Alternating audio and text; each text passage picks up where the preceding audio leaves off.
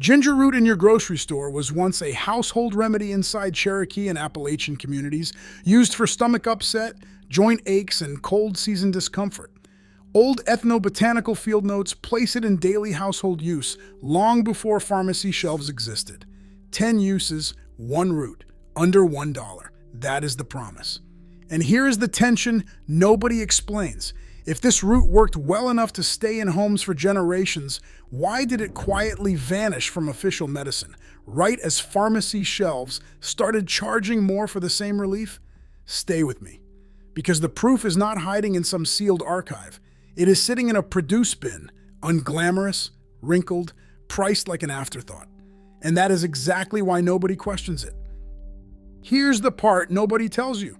In old field notes compiled from Cherokee and Appalachian households, the kind ethnobotanists collected door to door, cabin to cabin, decades before wellness became a marketing word, ginger doesn't show up as a spice.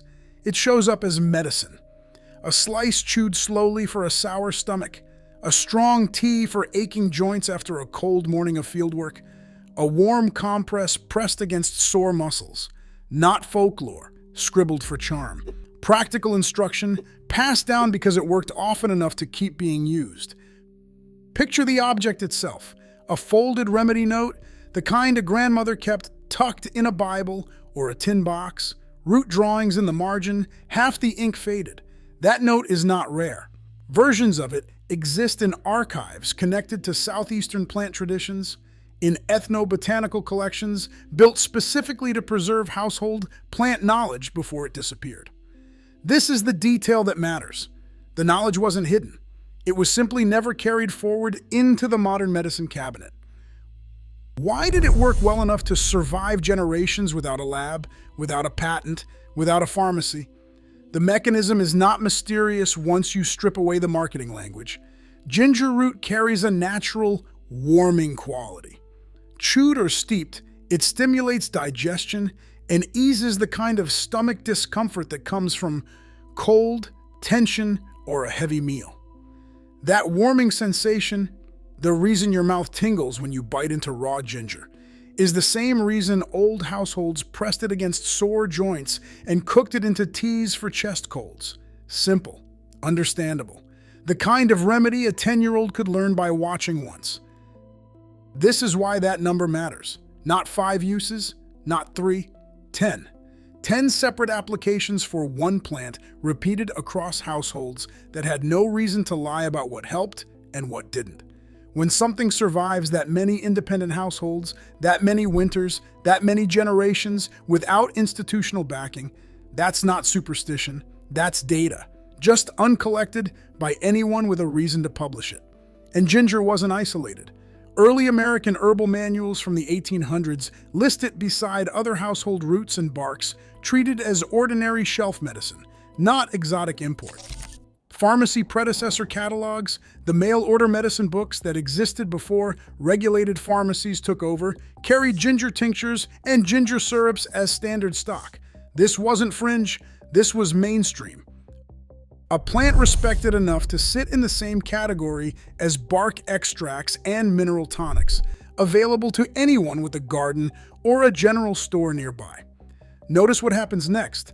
Somewhere between those old catalogs and the pharmacy aisles you walk through today, ginger quietly downgrades.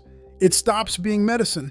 It becomes seasoning, a baking ingredient, a garnish for stir-fry, the same root, the same chemistry, repackaged into a completely different identity, right around the era when standardized pharmaceutical products started replacing home remedies on drugstore shelves. That timing is not nothing, not forgotten by accident, buried under a new category, one shelf over from where it used to matter. Here's the detail I planted earlier for a reason. Pharmacy shelves started charging more, right when the root itself became harder to take seriously as medicine. That's not a coincidence you're supposed to notice, but you just did. There is one document, a specific one, that shows almost exactly when that shift happened, when ginger stopped being household medicine and started being background flavor. It's buried in archives most people never open, and once you see it, the rest of this list stops looking like 10 random uses.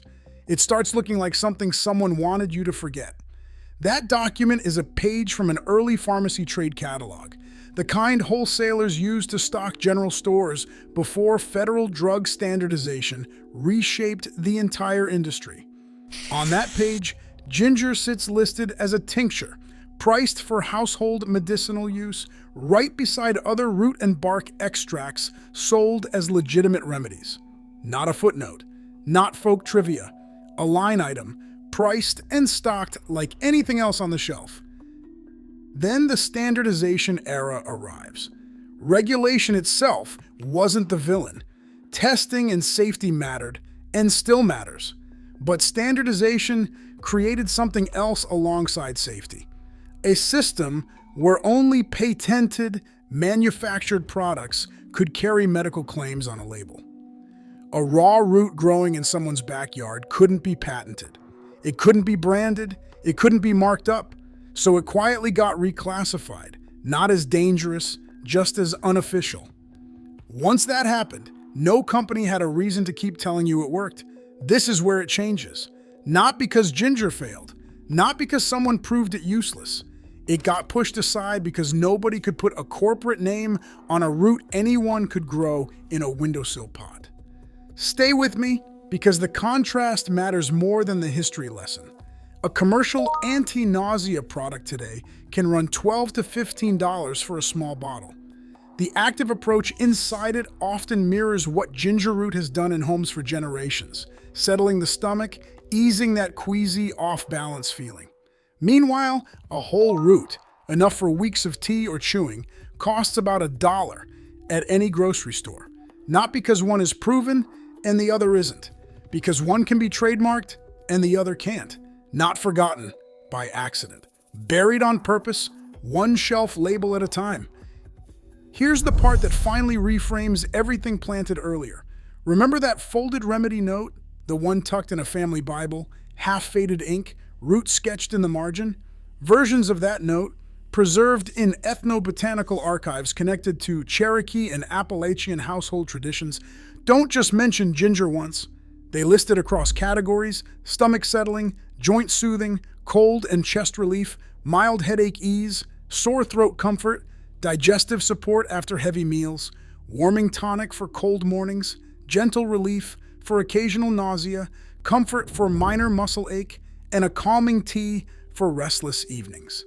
10 uses, not invented for a headline, documented generation after generation inside households that had every reason to stop using it if it didn't work. This is why that number in the title finally makes sense. 10 wasn't a marketing choice. It was the number that kept showing up across independent households, decades apart, with no shared authority telling them what to write down. And the validation doesn't stop at one note. Early American herbal manuals corroborate the same core uses. Old pharmacy catalogs corroborate the pricing and the medicinal category ginger once held. Ethnobotanical field collections corroborate that Cherokee and Appalachian communities were using this root with intention, not superstition, long before packaged remedies existed. 3 separate threads, 3 separate sources, converging on the same plant. Here's what this means for you, right now, standing in your own kitchen. That root sitting in your produce drawer is not a lesser version of anything on a pharmacy shelf. It's the original. A slice steeped in hot water for 10 minutes makes a warming tea for an unsettled stomach. A small piece chewed slowly can ease that same queasy feeling before it worsens. Grated into honey and warm water, it becomes a simple throat and chest soother on a cold evening.